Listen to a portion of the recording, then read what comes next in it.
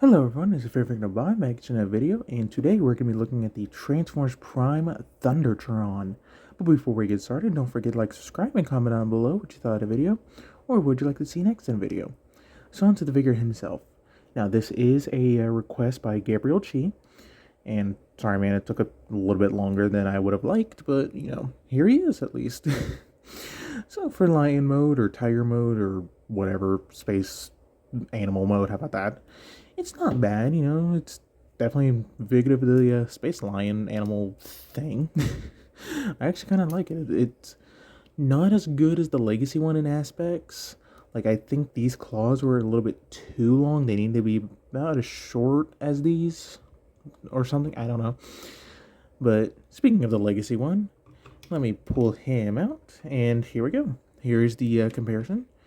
See, I kind of like the claws on this one a little bit more. They're not as long, but you know, for the space line, he's not too bad. So, I do like the blue on this one just a little bit more than this one, but you know, overall look wise, they're about even. You know, I can definitely see the detail that they did. So, yeah.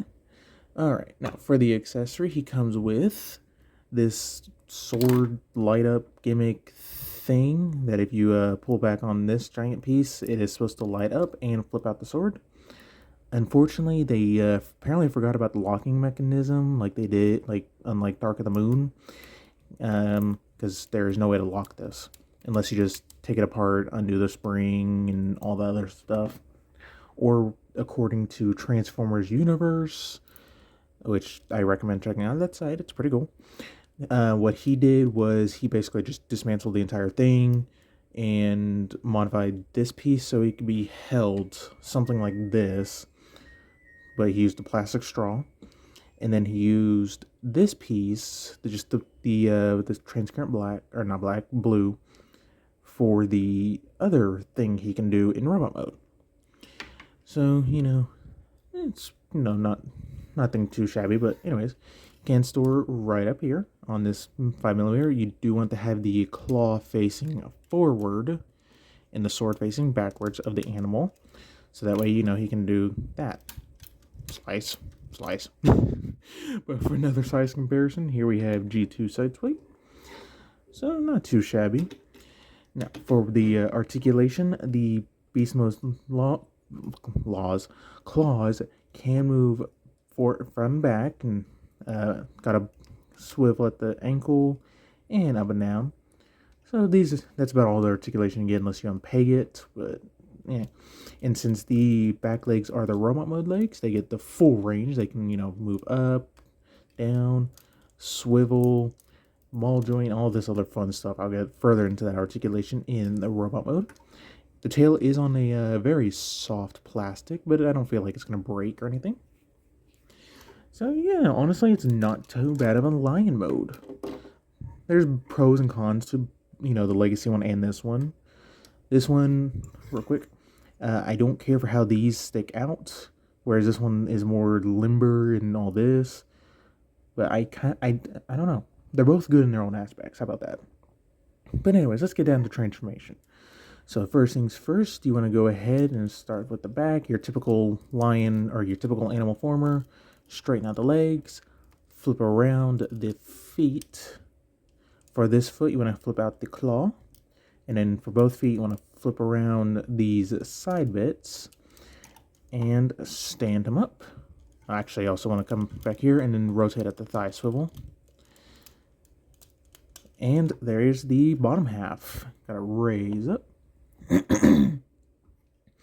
Now, here's the thing I do like that's really cool, is you want to go ahead and untab the arms from right here and just kind of straighten out a little bit. Untab and straighten out. Next, come back here, just kind of undo all that, so that way, you know, in robot mode it would be fine.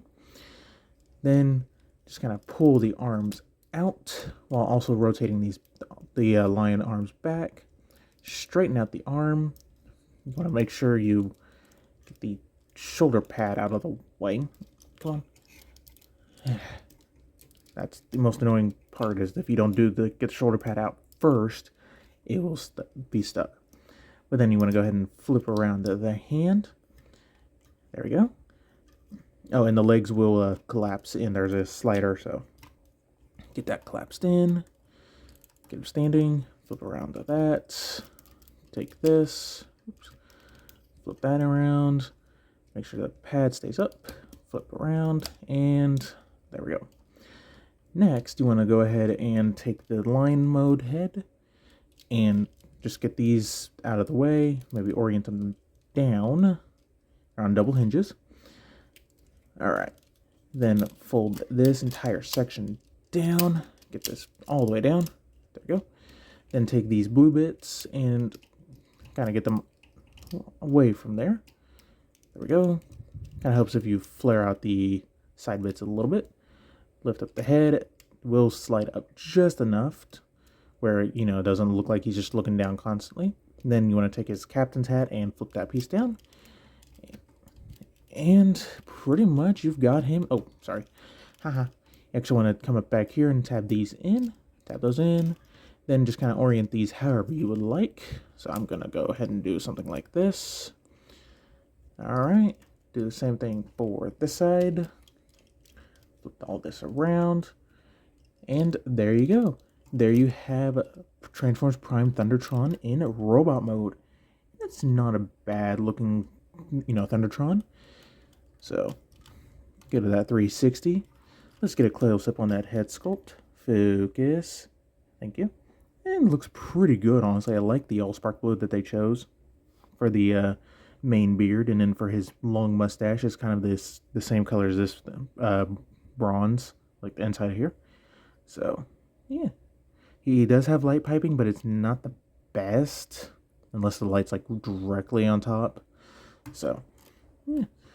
Alright, for articulation, the arms are on ball joints, but they can do a full 360 if you get this piece out of the way. So just go ahead and tap that back in, flip that down. They can move in and out. Make sure the shoulder pad stays out of the way. 90 degrees of knee bend. Or, that's elbow. That's a knee. Elbow, thank you. Nothing at the wrist other than in and out. The head is also on a ball joint, but you only get really like that far left and right. Nothing up and down. So, no waist articulation just because of how he transforms. Legs can move forward that far, back that far, outward. Can get stuff out of the way. He can do the full splits. You get thigh rotation. You get over 90 degrees of knee bend. And the feet, this one's on a ball joint, so you get the full range forward and back. Ankle tilt, up, down. The heel can move as well to support any posing, along with these side toes. This one is on a swivel, so you can get the forward and back, but you don't get any ankle tilt. And the whole reasoning is you can just rip it off, and he has a peg leg. So, and he can stand just fine, albeit I don't just particularly like display him this way because it is a little bit of unbalancing. But yeah, and for this, you can just basically flip down this peg and plug it right into the arm if you wanted to. So, yeah. Alright, and then for the weapon, you can also just plug it into his arm. Personally, I think I might remove the spring, just so that way I can always have it, you know, displayed outward like this. But, yeah, well. Alright. Stand. Thank you. For a real quick size comparison. Here we have G2 Sideswipe, and honestly, that's not too terribly bad. Like, if you saw him, I think he'd probably run.